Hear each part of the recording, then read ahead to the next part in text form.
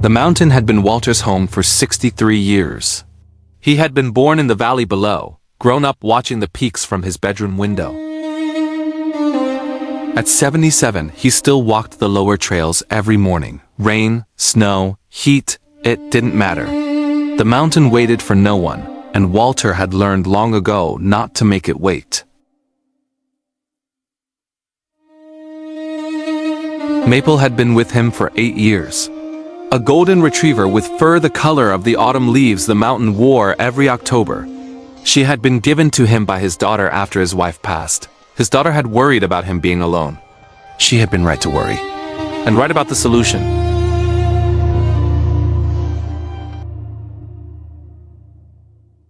The mountain had been Walter's home for 63 years. He had been born in the valley below, grown up watching the peaks from his bedroom window. He had climbed every trail, named every rock formation, knew every weather pattern by the way the clouds moved over the ridgeline. She had been given to him by his daughter after his wife passed. His daughter had worried about him being alone. She had been right to worry, and right about the solution. Maple went everywhere Walter went. The mountain trail, the hardware store, the doctor's office. She slept at the foot of his bed and woke him every morning at 6 with her nose on his hand. They had walked this mountain together 800 times. This was the 801st. The morning had started perfectly. Clear sky, light wind, the kind of January cold that Walter had always loved. Clean and honest, nothing hidden in it. He had packed his usual bag. Water, a sandwich, his emergency kit, his phone. Maple had led the way up the trail as she always did.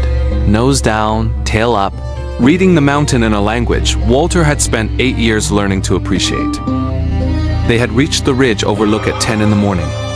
Walter had stood there as he always did, looking out at the valley below, at the town where he had spent his entire life, at the peaks beyond. He had done this 1,000 times. He had never once fallen. The ice was invisible. Black ice, a thin transparent sheet over the rock, formed in the night when the temperature had dropped faster than the forecast predicted. Walter's left foot found it first. He had 1 second, less than 1 second, of understanding what was happening. Then he was falling. He fell 12 feet down the north face of the ridge. He stopped when he hit a ledge, a narrow shelf of rock perhaps a meter wide with nothing below it for another 40 feet. The impact broke 2 ribs and his left wrist. He lay on the ledge for a moment, completely still, taking inventory. He was alive. He was hurt. He was on a ledge 12 feet below the trail, and no one knew where he was. Maple was above him. He could hear her, her nails on the rock, her breathing, a sound she made when she was anxious that he had learned to recognize over 8 years. He called up to her. She whimpered. He reached for his phone with his right hand. No signal.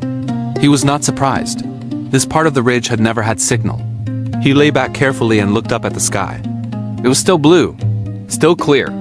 That was something. He had 3 hours before the temperature would begin to drop seriously. He had a sandwich and water he could not reach because his pack had fallen beyond his reach on the ledge.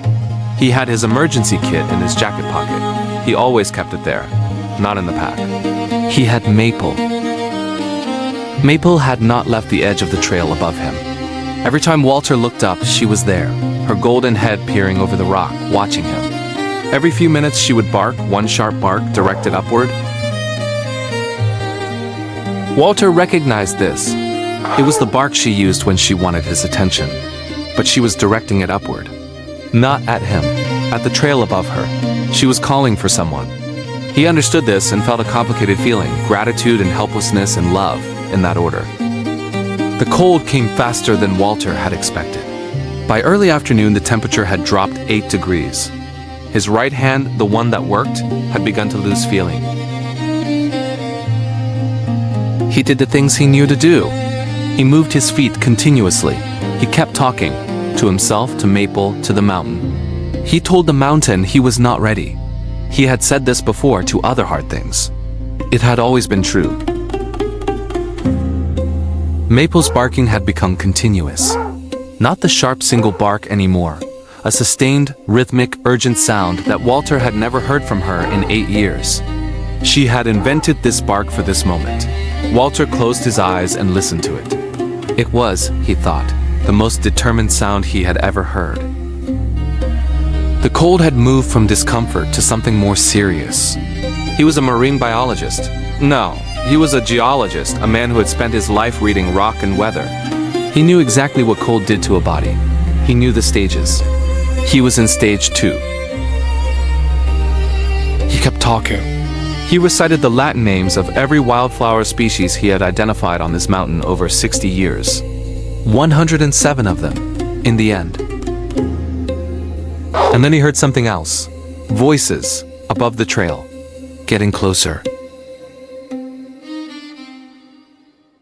2 hikers, a young couple from the next town, doing the same trail Walter had done 1,000 times. They heard the dog first.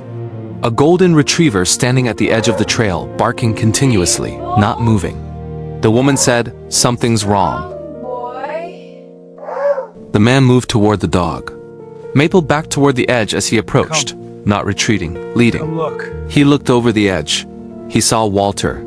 He was on his phone before Walter finished saying he was hurt. The mountain rescue team reached Walter 40 minutes later. He had been on the ledge for 3 hours and 11 minutes. His core temperature was low but survivable. His ribs and wrist would heal. He would be completely fine. The rescue team lead, a woman of about 40 who had been doing this for 15 years, asked Walter afterward how he had stayed warm enough. Walter said, "She talked to me the whole time." The rescue lead looked at Maple. Maple looked back. Walter said, "She talked to me the whole time." The rescue lead looked at Maple. Maple looked back. Walter had been discharged from hospital for 2 weeks when he went back to the trail. His daughter had asked him not to. He had listened carefully to everything she said. Then he had put on his boots and called Maple. They did not go all the way to the ridge. They went as far as the bench where Walter always stopped to eat his sandwich. He sat down.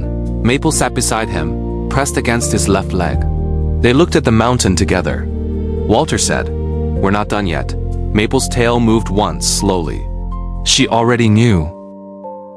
At 77, on a mountain he had walked 800 times, Walter learned something new.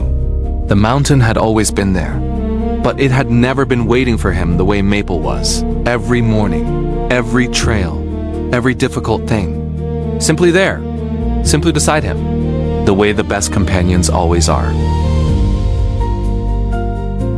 The way the best companions always are.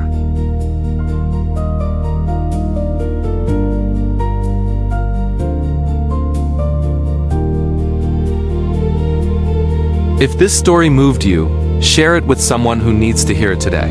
Subscribe to Bound to Survive. A new story every week.